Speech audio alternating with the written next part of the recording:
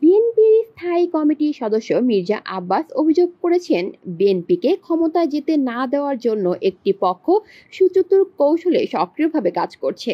তিনি বলেন, যা করা দরকার তারা তাই করবে, এমনকি যদি দেশ বিক্রি করে দিতে হয়। মঙ্গলবার ঢাকা বাংলাদেশ চীন মৈত্রী সম্মেলন কেন্দ্রে বিএনপির আয়োজিত গণ অভ্যুত্থান 2024 জাতীয় ঐক্য ও গণতান্ত্রিক অভিযাত্রা শীর্ষক আলোচনা সভায় তিনি কথা বলেন।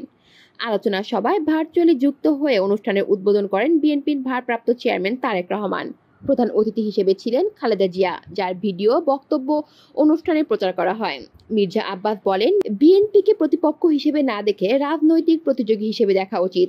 আমরা বলি না যে কোনো মূল্যে ক্ষমতায় যাব, আমরা শুধু জনগণের ভোট অধিকার ও অধিকার ফিরিয়ে দিতে চাই। সেই লক্ষ্যে বিএনপি গত 17-18 বছর ধরে আন্দোলন করে যাচ্ছে। অনেকে শহীদ হয়েছেন, অনেকেই জেলে জুলুমের শিকার হয়েছেন। অনুষ্ঠানে জুলাই শহীদদের পরিবারের সদস্যরা, গুম খুনের শিকার মানুষের স্বজনেরা এবং বিএনপি দলের কেন্দ্রীয় নেতারা উপস্থিত ছিলেন। জামায়াতে ইসলামী, হেফাজত ইসলামী, জাতীয় নাগরিক পার্টি প্রমুখ সংগঠনের প্রতিনিধিরাও অনুষ্ঠানে অংশ নেন। কলি শিকদার, বাংলা নিউজ নেটওয়ার্ক।